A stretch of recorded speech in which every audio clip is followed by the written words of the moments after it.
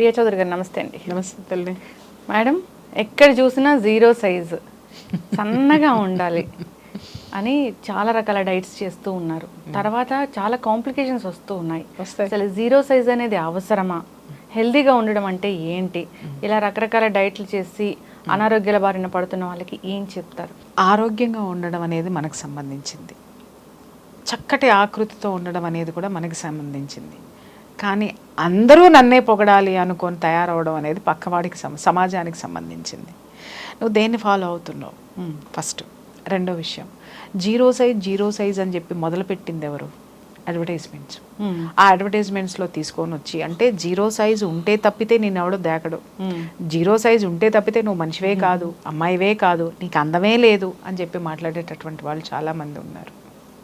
నేను నిజంగా చెప్తున్నాను, ఒక్కసారి పాత తరం హీరోయిన్లు తీయండి అమ్మా. వాళ్ళు ఏ రోజు బ్యూటీ పార్లర్లు తెలియవు వాళ్ళకి, ఓకే. ఆ తర్వాత అసలు వాళ్ళకి ఎలాంటి కృత్రిమమైనటువంటి డైటుల జోలికి వాళ్ళు వెళ్ళాలి. శుభ్రంగా వెన్న వేసుకొని, నెయ్యి వేసుకొని, చక్కగా స్వీట్లు తినుకుంటూ హ్యాపీగా ఉన్నారు. వాళ్ళ ఫేసులు ఇవాళ 80 ఏళ్ళు వచ్చినా వాళ్ళ ఫేసులు చూడండి ఎంత అందంగా ఉంటాయో, ఎంత గ్లో ఉంటుందో వాళ్ళ ఫేస్లో, ఓకే. అలాగే వాళ్ళని స్క్రీన్ మీద చూడండి, వాళ్ళ హావాభావాలతోటే జనాలను కట్టి పడేసేవాళ్ళు. వాళ్ళు ఇప్పుడు సావిత్రి గారినే తీసుకోండి, ఆవిడ ఎంత లావుగా ఉన్నా కూడా ఆవిడ ఎంత అందంగా ఉండేదండి, ఎంత చక్కగా ఉండేదండి. సావిత్రి లావు అయిపోయిందని ఎవరినైనా మాట్లాడమని చెప్పండి. అలాగే జమున గారు, తర్వాత తరంలో జమున గారు సన్నగా ఉన్నారు, అది వాస్తవమే. జమున గారు వచ్చిన తర్వాత కొద్దిగా సన్నగా ఉండాలి అనేటటువంటి ట్రెండ్ కొద్దిగా, ఆవిడ శరీరతత్వం అది, ఆవిడేం సినిమా కోసం సన్నగా అవ్వాలి. అవును, ఆవిడ శరీరతత్వం అది, ఆవిడ చక్కగా ఉన్నారు. ఆవిడ యొక్క దీనికి తగ్గట్టుగా ఆవిడ బాడీ ఉంది, ముఖవర్చస్సుకి తగ్గట్టుగా ఆవిడ బాడీ ఉంది. ఆవిడ లావుగా అయిపోతే ఎవరు చూడరు. సావిత్రి గారు సన్నగా అయితే ఎవరు చూడరు, జమున గారు లావుగా అయితే ఎవరు చూడరు. కానీ వాళ్ళిద్దరూ ఎంత అద్భుతంగా ఆ స్క్రీన్ మీద ఇద్దరు ఉన్నారంటే ఇంకా అసలు 2 కళ్ళు సరిపోవు చూడడానికి. వాళ్ళ అందము, జమున గారిని చూడండి, నిన్న మొన్నటి వరకు కూడా ఆవిడ ఉన్నారు. ఆవిడని చూస్తే కూడా ఆవిడ చెప్పేటటువంటి విషయాలు కానీ, ఆ ఫాలో అయినటువంటి సిచ్యుయేషన్స్ కానీ చూస్తే ఎంత ఆరోగ్యకరంగా ఉంటాయి. ఎవరికో మనం కనపడాలి, ఎవరితోనో పోటీ పడాలని నీ శరీరాన్ని నువ్వెందుకు హింసించుకుంటావు? ఇంకొక విషయం చెప్తున్నా, నేను మారాలి, నేను కరెక్ట్గా ఉండాలి. ఓవర్ వెయిట్ ఉన్న వాళ్ళు ఖచ్చితంగా డైట్ ఫాలో అవ్వండి, మీరు తగ్గండి. పర్ఫెక్ట్గా మీ శరీరానికి, మీ ఏజ్కి ఎంత బరువు ఉండాలో అంత బరువు ఆరోగ్యకరమైనటువంటి పద్ధతుల్లో మొదలు పెట్టండి. చాలామందిని చూస్తాను ప్రోటీన్ ఎక్కువ విపరీతంగా తాగుతూ ఉంటారు. ఒకళ్ళైతే నేను ఒకళ్ళ ఇంట్లో చూసి నేను ఆశ్చర్యపోయాను అనమాట. ఇంత పెద్ద ప్రోటీన్ మిల్క్ షేక్ డబ్బా చూసా. నేను ఒక్కసారి భయం వేసింది ఆ డబ్బాని చూస్తే. ఇంత ప్రోటీన్ బాడీలోకి వెళ్తుంది, ఇది శరీరం తట్టుకుంటుందా? ఎందుకంటే ఎక్కువ ప్రోటీన్స్ తీసుకున్నా కూడా శరీరం విపరీతమైనటువంటి ధోరణులకు వెళ్ళిపోతుంది మనకి. ఒకటి, ప్రోటీన్ ఎందుకు తీసుకుంటున్నారు అంటే కార్బ్స్ తగ్గిస్తున్నారు కాబట్టి ప్రోటీన్ తీసుకుంటున్నారు. అరే బ్యాలెన్స్గా తీసుకో. అసలు కరెక్ట్ డైట్ ఏంటో చెప్పమంటావా? నీ అమ్మమ్మ, మీ అమ్మ, మీ అమ్మమ్మ, మీ నానమ్మ, వాళ్ళ అమ్మ ఏం తిన్నారో అదే మన డైటు. గుర్తుపెట్టుకోండి. ఇంత డైట్ ఈ రోజు ఆయిల్స్ ఉండొద్దు, ఇంకోటి ఉండొద్దు, ఇవన్నీ మాట్లాడుతున్నారు. నీ డిఎన్ఏ ఎక్కడి నుంచి పుట్టింది రాబాయ్? ఏ పదార్థం తిన్నావు నువ్వు, ఏ ప్లేస్లో నువ్వు ఉన్నావు నువ్వు, ఆ పదార్థమే నీ డిఎన్ఏకి సరిపోతుంది, అదే తినాలి. నీ అసలు నీకు బెస్ట్, నేను చెప్తున్నాను కదా ఇవాళ, best dietician in our life ఎవరు అని అంటే మన మదర్. ఎందుకని అంటావేమో, చిన్నప్పటి నుంచి గోరుముద్దలు తిని పాలు బ్రెస్ట్ ఫీడింగ్ ఇచ్చిన దగ్గర నుంచి, చనుబాలు ఇచ్చిన దగ్గర నుంచి, నువ్వు ఇంకొకళ్ళ ఇంటికి ఇల్లాలుగా వెళ్ళేంత వరకు నీకు గోరుముద్దలు తినిపించిన దగ్గర నుంచి, నీకు నాన్ వెజ్లో వండించిన దగ్గర నుంచి, నీ యొక్క మొత్తం బయోడేటా ఆవిడ దగ్గర ఉంటుంది. ఏముంటుంది? ఏవి తింటే నీకు పడతాయి, ఏది తింటే నీకు పడదు. పులుపు తిన్న రోజు నువ్వు ఎన్ని ఇబ్బందులు పడ్డావు, ఇంకొక కూరలు ఏది అయిష్టంగా నువ్వు పక్కన పడేసావు, ఏది తింటే నువ్వు హెల్దీగా, ఏ పదార్థాలు ఆవిడ వండి పెట్టినప్పుడు సక్రమంగా తిన్న రోజు నువ్వు హెల్దీగా ఉన్నావు, ఏ పదార్థాలు నువ్వు తింటాం మొదలు పెట్టినప్పుడు నువ్వు పాడైపోయావు. మొత్తం బయోడేటా ఆవిడ దగ్గర ఉంటుంది. లిస్ట్ మొత్తం నీ జీవితానికి సంబంధించింది, మొత్తం నీ ఆరోగ్యానికి సంబంధించింది. ఏ టైంలో జ్వరం వచ్చింది, ఏ మెడిసిన్స్ వేసుకున్నావు, నువ్వు ఎలా కోలుకున్నావు, తర్వాత నువ్వు ఏ డైట్ తీసుకున్నావు. మదర్ని మించిన డైటీషియన్ ఈ ప్రపంచంలో ఎవరైనా ఉన్నారా? మనం అది వదిలేసేసి విపరీతంగా లావ్ అయ్యాము అవుతున్నాము అంటే గుర్తుపెట్టుకో, చిన్నప్పుడు అమ్మ పెట్టిన ఫుడ్ కంటే నువ్వు ఎక్సెస్ ఏం తింటున్నావు. ఈరోజు జంక్ ఫుడ్స్ వచ్చేసినాయి, అది మన జీవితంలోకి వచ్చేసినాయి, ఇంకొకటి వచ్చినాయి. ఒకప్పుడు మన ఫుడ్లో లేనటువంటివి ఈ రోజు నువ్వు ఎందుకు తీసుకుంటున్నావు? అది నీ ఫుడ్ కాదు, కానీ నువ్వు తీసుకుంటున్నావు కాబట్టి నీ శరీరంలో విపరీతమైన ఒబెసిటీ పెరిగిపోవడం, విపరీతంగా పొట్ట పెరగడము, ఒకప్పుడు మందు కొట్టడము అనంటే డ్రింక్ చేయటము అనంటే నామోషి. పెద్ద పెద్ద ఇళ్లలో కూడా చావుగొట్టి చెవులు మూసేవాళ్ళు, తెలియకుండా బయట ఎక్కడన్నా వన్స్ ఇన్ ఏ వైల్ పార్టీల్లో తాగి వచ్చేవాళ్ళు. ఈ రోజు ఇంట్లో ఓపెన్గా తండ్రుల ముందు, భార్యల ముందు, అక్క చెల్లెల ముందు, అందరి ముందు ఓపెన్గా బాటిల్ మూత ఓపెన్ చేసి అదేదో ఒక పెద్ద ఘనకార్యము, డైలీ రొటీన్ అన్నట్టు తాగుతున్నారు. ఇవాళ చూడండి ఒక్కొక్కళ్ళ పొట్టలు ఎంతెంత ఉంటున్నాయి, మగవాళ్ళే. ఇంకా ఆడవాళ్ళ విషయాలు నేను చెప్పనే అక్కర్లేదు. ఎందుకు ఇంత ఒబెసిటీ వచ్చేస్తుంది? ఎందుకు ఆ పొట్టలో ఏమేస్తున్నావు నువ్వు? ఎందుకు పెరిగింది చెప్పు? నీకు అక్కర్లేని చెత్త మొత్తం దాంట్లో వేసావు. లిక్కర్ అనేది నీ జీవితానికి సంబంధించింది కాదు, నీ డైట్ కాదు, దాన్ని చేర్చావు. తర్వాత బయట ఫుడ్స్ స్విగ్గీ, జొమాటో, టమాటో, ఇంకేవేవో ఉన్నాయి, వాటన్నిటిని వచ్చేసి నీ మెనూలోకి జాయిన్ చేసేసావు. వాడు అక్కడ ఏమేసి వండుతున్నాడు, ఏ ఆయిల్ వేసి వండుతున్నాడు, ఏం చేస్తున్నాడో, ఏది నీవు రుచిగా ఉండడానికి నీ శరీరానికి పడనటువంటిది ఏది టేస్టీ సాల్ట్, అతి భయంకరమైనటువంటి ఆ దీన్ని కలిపి నీ దగ్గరికి పంపిస్తుంటే మీరు చూడండి, వాళ్ళ పిల్లలు కానీ పెద్దవాళ్ళు కానీ ఇంట్లో ఎవరైనా ఇంట్రెస్టింగ్గా ఉన్న మదరు బిర్యానీ కానీ నాన్ వెజ్ కానీ అద్భుతంగా చేస్తే సస్తే తింటారు. అవును, బయట నుంచే కావాలి. ఈ బిర్యానీ టేస్ట్గా ఉండదు. ఎందుకు ఉండదు అంటే దీంట్లో టేస్టీ సాల్ట్ వేయరు, మళ్ళీ తినాలని అనిపించదు, నోటికి ఆ రుచి ఉండదు. కాబట్టి పక్కకి తోసేయి. ఏది కావాలి అని అంటే బయట వాడు మనకి ఇచ్చేటటువంటి విషం మీద మనం ఆధారపడి ఉన్నాము. ఆ విషాన్ని లోపలేసుకోవడం మొదలుపెట్టిన తర్వాత విషం లోపల విషవాయువుల్ని పెంచేస్తుంది, ఆ విషాన్ని పెంచేస్తుంది. సో కాబట్టి ఇవాళ మనము ఎవరినన్నా చూడండి, నిజంగా కొంతమంది ఆడపిల్లల్ని చూస్తుంటే విపరీతమైన ఒబెసిటీ. మీరు జీరో సైజ్ మాట్లాడుతున్నారు, ఆ జీరో సైజును పట్టించుకునేటటువంటి వాళ్ళది ఎంత అనర్థమో. ఒబెసిటీ కూడా విపరీతమైనటువంటి ఒబెసిటీ. వండుకునేటానికి టైం లేదు, తినడానికి టైం లేదు. ఇంక నాలాంటి వాళ్ళకు కూడా అదే సమస్య ఫేస్ చేస్తున్నారు. కానీ ఎప్పటికప్పుడు నన్ను నేను చెక్ చేసుకుంటూ ఉంటా. కొంచెం వస్తుందంటే నా బాడీ ఆయాసం రావడమో ఇంకోటి నా బాడీ చెప్పేస్తుంది నువ్వు ఇలా ఉన్నావు అని.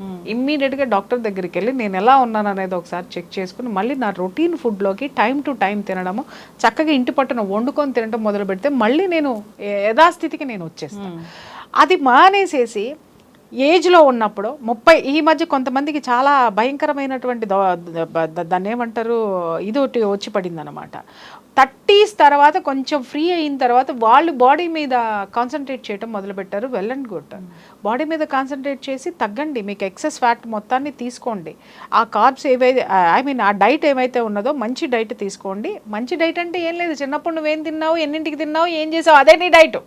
అంతకుమించి నువ్వు ఏది చేర్చుకో నీ ప్లేట్లో అంతే. ఎక్సెస్ నీ బాడీలో ఏముందో తెలుసుకో. కొలెస్ట్రాల్ ఉందా, కొలెస్ట్రాల్ని తగ్గించడానికి నేనేం చేయాలి, వ్యాయామం చేయాలి. చెయ్యది అయినా తగ్గట్లేదు. ఇప్పటికిప్పుడు ఎక్కడ తగ్గుతుంది? నువ్వు ఒక 10 ఏళ్ళలో పెంచినటువంటి ఆ బాడీ ఇప్పటికిప్పుడు ఎందుకు తగ్గుతుంది? మంత్లీ ఇంత తగ్గాలి, నీ ఫుడ్ నువ్వు ఎంత తినాలో అంత తిను, అంతకు మించి ఎక్సెస్లు తినడం మానేసి ఫ్యాట్ కంటెంట్ ఏదైతే ఉందో గుడ్ ఫ్యాట్ మాత్రమే తీసుకొని కొలెస్ట్రాల్ కంటెంట్ ఉన్నాయని పక్కన పెట్టి నీ డైట్ నువ్వు తీసుకో. తర్వాత ఈ జీరో సైజ్కి వచ్చేటటువంటి అమ్మాయిలకి ఫర్టిలిటీ లేదు. అవును, ఆ నడుము సన్నగా అయిపోయి దాన్ని బిగిచ్చి కట్టి టైట్ డ్రెస్సులు వేసుకొని బాడీ షేప్. ఇప్పుడు ఇంకొకటి కూడా వస్తుంది, బాడీ షేప్ కనిపించాలా, పలానా పెట్టికోట్లు వేసుకోండి, అవి వేసుకోండి, ఇవి వేసుకోండి. ఎవరికి చూపించాలి మనం? ఒక్క మాట చెప్పండి. అందంగా ఉండమని చెప్తాను కానీ షేపుల్లో ఉండమని నేను ఎప్పుడు చెప్పను. హుందాగా ఉండు, గ్లామర్గా ఉండు, హెల్దీగా ఉండు. ఏజ్లో ఉన్నప్పుడు గ్లామర్గా ఉండు, ఒక ఏజ్ వచ్చిన తర్వాత నువ్వు హుందాగా ఉండు. అది నీకు గౌరవాన్ని తీసుకొచ్చి పెడుతుంది.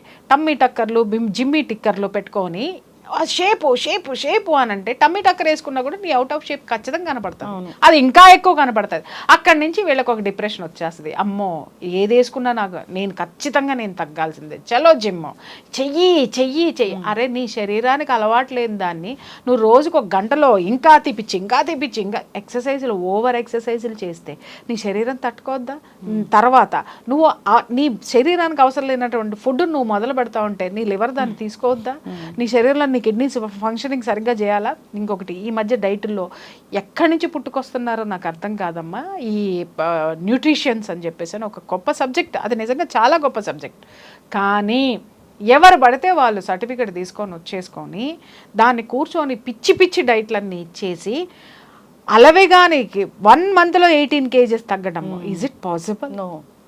కరెక్ట్గా తగ్గడం అంటే నెలలో 3 నుంచి 4 kg లోపు మాత్రమే తగ్గాలి. అంతకు మించి నువ్వు ఓవర్ వెయిట్ ఇప్పుడు లిఫ్ట్లో మనం పైకి వెళ్తున్నాం, సాఫ్ట్గా వెళ్తున్నాం, మన బాడీ ఎలా ఉంటుంది, కంఫర్టబుల్గా ఉంటుంది.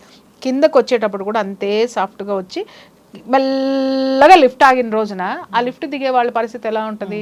చాలా హ్యాపీగా ల్యాండ్ అవుతాం, బయటకు వస్తాం. అదే ఠకామని లిఫ్ట్ దిగింది అనుకో, ఒక్కసారి ఉలిక్కి పడతాం, బ్రెయిన్ ఒక్కసారి దెబ్బతింది, మనకి ఒకసారి అనీజీనెస్ వచ్చేస్తుంది. అనీజీనెస్ వచ్చినప్పుడు ఆ గజిబిజి గందరగోళంతో బయటకు వస్తాం. నీ బాడీ కూడా అదే గందరగోళానికి గురవుతుంది, నీ లోపల ఉన్నటువంటి ఆర్గాన్స్ అన్నీ కూడా అదే గందరగోళానికి గురవుతాయి. ఈ జీరో సైజ్ అన్న వాళ్ళకి ఫర్టిలిటీ శూన్యము, తర్వాత యాంగ్జైటీలు, డిప్రెషన్స్ ఎక్కువ వస్తున్నాయి వాళ్ళకి. డిప్రెషన్లు అనేవి, యాంగ్జైటీలు అనేవి ఎందుకు వస్తున్నాయి? చాలా మంది మన మోడల్స్ని వాళ్ళని కూడా ఎందుకు సూసైడ్ చేసుకుంటున్నారు? చిన్న లవ్లో ఫెయిల్ అయితే ఆ లవ్ ఫెయిల్యూర్ అనేది ఒక కారణం. అసలు కారణం వాళ్ళ శరీరంలో ఉంది. ఆ మోడలింగ్ చేయడానికి వాళ్ళ బాడీకి ఇచ్చేటటువంటి కావలసినటువంటి పోషక విలువలు, పోషక విటమిన్స్ ఇవ్వకుండా ఏవేవో ఆ జీరో సైజ్ కోసం తిని వాళ్ళ హైట్కి సంబంధించి సరైనటువంటి వెయిట్ లేక, ఆ కార్బ్స్ అందక, ఆ విటమిన్స్ అందక, ఆ పోషక విలువలు లేక శరీరం మొత్తం కుంటు పడిపోతే ఈ లివర్ అది ఇంటెస్టైన్ మీద పడుతుంది. నువ్వు తినే ఆహారమే నువ్వు. ఓకే, అది నీ ఇంటెస్టైన్, నీ కడుపు శుభ్రంగా ఉంటే నీ బ్రెయిన్ కరెక్ట్గా ఉంటుంది, నీ పొట్ట ఆరోగ్యంగా ఉంటే నీ ఆలోచనలు ఆరోగ్యవంతంగా ఉంటాయి. ఇక్కడ ఏమవుతుందంటే దీనికి ఓపిక లేదు, దీనికి అసలు ఓపిక లేదు. ఎందుకంటే ఏ ఫంక్షనింగ్ కరెక్ట్గా లేదు. నువ్వు బొమ్మలాగా ఆడుతున్నావు, పోతున్నావు. ఎదుటివాడి నుంచి ఈ రోజు మనము ఫస్ట్ ప్లేస్లో ఉన్నామంటే గుర్తుపెట్టుకోండి, మనము అంతకుముందు ఫస్ట్ ప్లేస్ని తొక్కి మనం పైకి వచ్చిన రోజున, ఈ ఆనందం తీసుకున్న రోజున, వేరే వాళ్ళు నీ ప్లేస్లో వచ్చి నుంచున్నప్పుడు తట్టుకునేటటువంటి శక్తి మన శరీరానికి మనం ఇవ్వడం లేదు. ఆ వాస్తవం గమనించు. నీకు ఫస్ట్ ప్లేస్ ఎక్కడి నుంచి వచ్చింది? నువ్వు తొక్కేసి, నువ్వు రెండో దానివి మొదటి దాన్ని తొక్కేసిన తర్వాతే నువ్వు ఇక్కడికి వచ్చావు. అలాగే నీ ప్లేస్లోకి ఇంకొకళ్ళు వస్తున్నారని ముందే నువ్వు సిద్ధంగా ఉండు. అండర్స్టాండ్? అది ఇంకొకళ్ళు రావాలి అనేటటువంటి ఆకాంక్షతోటి ఉండు. అప్పుడు నీకు డిప్రెషన్ అనేది రాదు. ఈ జీరో సైజ్ మీద కావాల్సిన పోషక విలువలు ఈ శరీరంలో లేక విపరీతమైన డిప్రెషన్, యాంగ్జైటీ, ఫర్టిలిటీ లేకపోవడం, పిల్లల కోసం IVFలు. ఓకే, అన్నీ కృత్రిమం. ఆరోగ్యమూ లేదు. నువ్వు దేనికోసం ఉన్నావు? ఎదుటివాడికి నువ్వు అందంగా కనపడాలి, అందరూ నన్ను పొగడాలి. నువ్వు డిప్రెషన్ తెచ్చుకుని మూలన పడిన తర్వాత నీ మొహం ఒకసారి అద్దంలో చూసుకో, పీకుపై ప్రాతకాలు వస్తుంది నీకు. అదే ఆరోగ్యవంతంగా తిను, చక్కగా ఉంటుంది. ఫేస్లో ఎంత గ్లో వస్తుంది. మంచిగా నెయ్యి వేసుకుని తిను, వెన్న వేసుకుని తిను, చక్కగా కారపొళ్ళు వేసుకుని తిను, పచ్చళ్ళు వేసుకుని తిను. ఈ మధ్య కూడా ఊరగాయలు తినద్దు, అవి తినద్దు, ఇది తినద్దు. ఏం తినాలి? తిననివి మన ఆహారంలోకి ఎందుకు వచ్చి చేరినాయి అంటే మెయిన్ ఫ్యాట్ తినడం అనేది మానేసాం మనము. ఏ ఫ్యాటు? చిన్నప్పుడు మజ్జిగ నుంచి చిలికినటువంటి వెన్న ఏదైతే ఉందో అలా తీస్తూ మా నాన్నమ్మ ఇంత ముద్ద మా నోట్లో పెట్టేదన్నమాట. హ్యాపీగా దాన్ని తినుకుంటా. ఎందుకంటే ఆ టేస్ట్ కోసం చూసేవాళ్ళం అక్కడ. ఎప్పుడు నాన్నమ్మ ఎప్పుడు తీస్తావు. ఆ తర్వాత నెయ్యి. ఆ నెయ్యి కూడా ఆవిడ ఎలా వేసి పెట్టేది? కారం వేసి, ఏది కూరలో వేసుకునే కారం వేసి దాంట్లో నెయ్యి వేసి పెడితే ఎంత కమ్మగా ఉండేదమ్మా. అట్లాగే టమాటా కూర వేసి, ఇంకొక కూర వేసి, ఇంత నెయ్యి పోసి తినమనేది. మేము భోజనం చేసేటప్పుడు ఇంత నెయ్యి గ్లాస్ పక్కన ఉండేది, ఒక గిద్దెడు నెయ్యి ఉన్నటువంటి నేతి చెంబు ఉండేది. మేము అన్నం తినే లోపు, మేము 3-4 అన్నం తినే లోపు ఆ నేతి చెంబు అయిపోయేది. ఆ రోజుకి అయిపోయేదమ్మా. అందుకే ఇన్నాళ్ళ వరకు ఆరోగ్యవంతంగా ఎందుకున్నామంటే ఇదే కారణం. ఇవాళ ఏ తల్లి తన బిడ్డకి నెయ్యి వేసి అన్నం పెట్టి స్వచ్ఛమైనటువంటి వెన్న తినిపించే తల్లులు, వెన్న తింటే కొలెస్ట్రాల్ వచ్చేస్తుంది. ఒబెసిటీలు ఎందుకు అవుతున్నారు? ఒక్కొక్క బిడ్డను చూస్తే దుఃఖల్లాగా ఉంటున్నారు. ఏంటి అని అంటే 3 కోడిగుడ్లు, 4 కోడిగుడ్లు, ఇంకేదో ఫుడ్ పెట్టు దుంప దగ్గ 6 ఏళ్ల కాడ ఆయాసపడతా తిరుగుతున్నాడు. ఎందుకు వస్తున్నాయి ఇవన్నీ? తింటేనేమో విపరీతంగా తింటావు అంటే అవగాహన లేని భోజనం. ఆ అనారోగ్యమైనటువంటి తిండిని నువ్వు తింటున్నావు. ఒబెసిటీ ఎంత ప్రమాదకరమో జీరో సైజ్ అంతకంటే 3 ప్రమాదకరము. వీళ్ళకి ఎందుకంటే దేన్ని తట్టుకునేటటువంటి శక్తి వీళ్ళ శరీరంలో ఉండదు. ఆ ముఖం చూడండి, ఆ జీరో సైజులో ఉన్న వాళ్ళ ఫేస్ ఎవరిదన్నా బాగుంటుందా? ప్రాతకాలు ఉట్టి పడతా ఉంటుంది. నన్ను ఏమన్నా అనుకోండి, జీరో సైజులో ఉన్న వాళ్ళు తిట్టుకున్నా నాకే లిఫ్టింగ్ కోసం. తర్వాత మళ్ళీ ఇంకొకటి, ఆ ప్రాతకాలను ఉట్టిపడే ప్రాతకాలను తీసిపడేయడానికి మళ్ళీ దానికి ఇంకొక మెరుగులు, మేకప్లు, మళ్ళీ దానికి ఒక బొటాక్స్ ఇంజెక్షన్లు. ఏంటమ్మా అది? నీ శరీరమా ప్రయోగశాల? చాలా నీ ఇష్టం వచ్చినట్టు చేయడానికి. చక్కగా కడుపు నిండా తినండి, కంటి నిండా నిద్రపోండి, అదే అసలు సిసలైనటువంటి అందము, ఆనందకరమైనటువంటి జీవితం కూడా. ఎస్, ఖచ్చితంగా మ్యామ్. సో జీరో సైజు అనేదానికన్నా హెల్దీగా వెయిట్ తగ్గడం దాని గురించి ఆలోచించాలి. సో ఉన్నవన్నీ మానేసి ఏదో కొత్త డైట్ చేయడము, దానివల్ల అనారోగ్య సమస్యలు కొని తెచ్చుకోవడం, ఇవన్నీ మానేసి హెల్దీగా వెయిట్ తగ్గడం ఎలాగో ఆలోచించుకొని మన లైఫ్ స్టైల్ని చేంజ్ చేసుకోవాలని కోరుకుందాం. చాలా చక్కటి ఇన్ఫర్మేషన్ అండి, ధన్యవాదాలు. Thank you.